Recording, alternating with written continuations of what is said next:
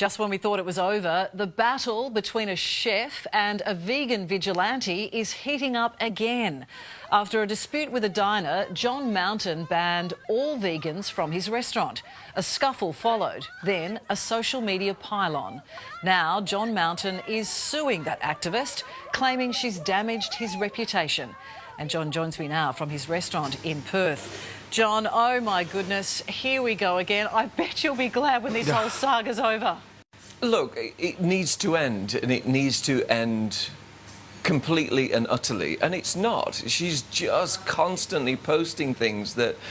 It's not from her direct that I'm getting issues. It's from all then the followers and the hundreds of thousands of people that look at her posts, and then I constantly get death threats. I constantly get daily death threats. And, terrible emails and it's just too much. It really is too much. So I've decided to...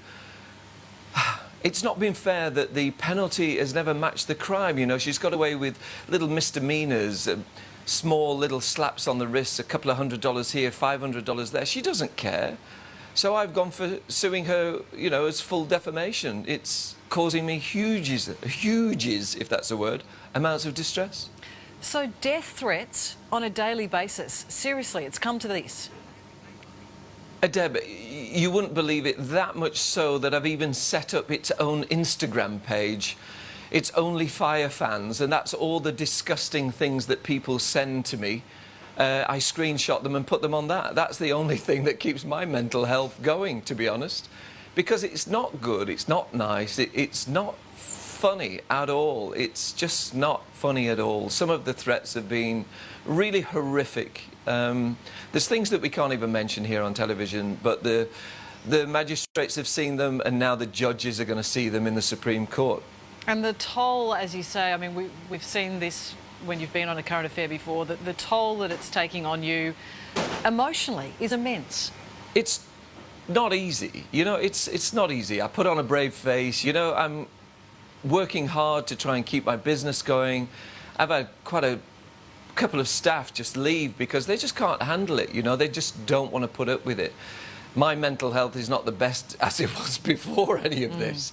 Certainly not helped. So besides all of that, I'm then getting hammered regularly on social media. Look, we've had some great support, though. The support from the majority of the public is fantastic. But there's these people underneath that are just not normal, that are just causing me more and more grief.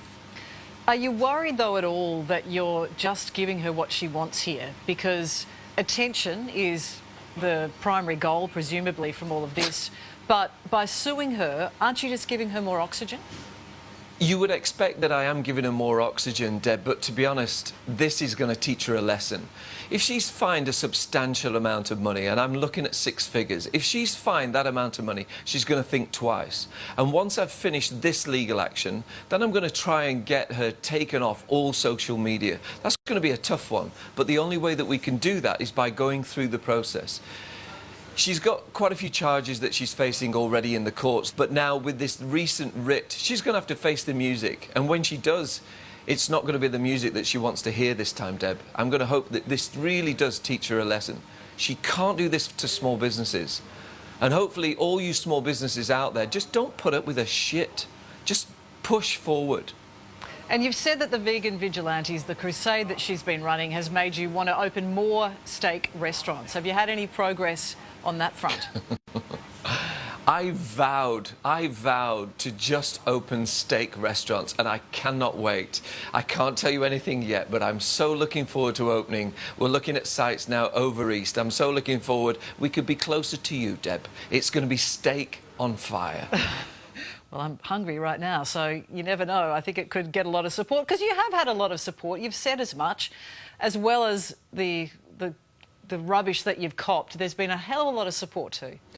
The support's been superb from all over the world. I mean, I was getting monetary donations from America, dollars coming through, but they had little snippets of Bible cuttings and things, so it worries me a little bit. But look, the general moral support has been superb. It's been really, really great. But there's this underlying current that we just need to put an end to it.